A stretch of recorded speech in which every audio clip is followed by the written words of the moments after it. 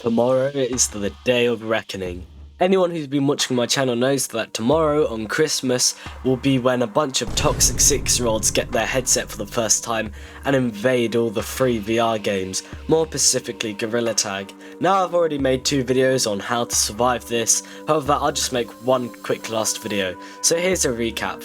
It will start on Christmas, in which a bunch of noobs will join the game. Noobs can be identified by the fact that they always hit the griddy all the time because they don't know how to move, and they don't really talk that much, and usually have their mic on by accident or completely off. Now these noobs are, normal noobs. If you're nice to them, they'll be nice back. However, if you're toxic to them, it'll start a slow decline where they slowly become a toxic kid. So it's recommended to just be nice to them.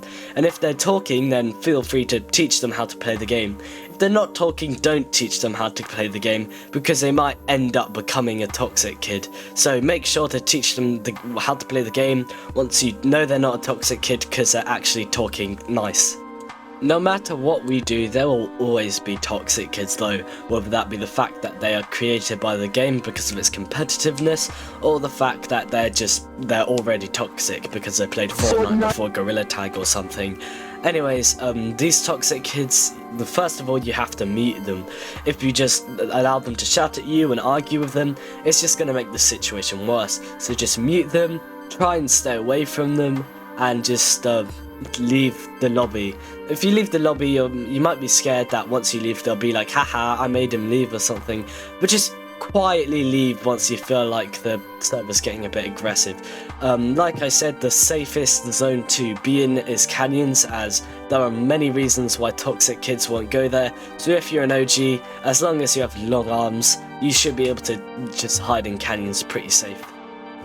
Now, one of my more controversial previous ideas was to move all the toxic kids over to Rec Room. However, I think I had the wrong idea about Rec Room, as Rec Room might not be able to be used as a place to store the toxic kids, but rather as a safe place from the toxic kids. Compared to Gorilla Tag, which is like a 5-map game, Rec Room has hundreds of worlds, so even if we did get toxic kids in there, there's no way any Rec Room players would probably encounter them because of how many worlds there are in the game. So it might actually be able to be used as a safe place from toxic kids. For Gorilla Tag players, if you feel like you've been fucked over by toxic 6-year-olds today, you can kind of relax in Rec Room and escape and use a Rec Room as a safe place, a bunker of sorts. However, Rec Room isn't the only VR game which can be used as a safe place from toxic kids. Another online VR game which is really fun and relaxing, which I'm going to use this video to promote, is The Underpresents. Every single video I find a way to promote this game because it's so good, it's very underrated. Please play this game, I'm desperate, it's really good, please, thank you, yay. Now the only game that it feels like fucks up this entire strategy we have going is VR Chat, as VR Chat is such a massive game that it's really unpredictable. Will toxic kids go there, or will they be threatened by all the crazy furries and emos, or will they be attracted there because of all the brush and no squared chicanery? It's really unpredictable how VR Chat will fit into this whole VR thing, but I think VR Chat is its own separate game, its own separate world compared to all the other things. So I think we'll just have to leave the VR Chat community to deal with it, as VR Chat is kind of its own separate thing compared to every other VR game. So VR Chat players, just be safe. Last thing I want to talk about is the sky map, which has released since the previous 2 videos I've talked about on the topic.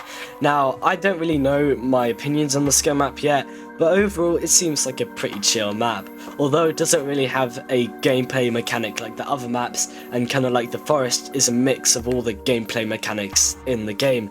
I just spat on my microphone, I'm sorry about that. But overall I think the sky map is a pretty safe map, but we'll just have to wait and see if the toxic 6-year-olds gravitate towards it. So I'm still sticking with canyons, but I'll scout out the sky map to see if it's safe on Christmas. So yeah, thanks for watching, bye.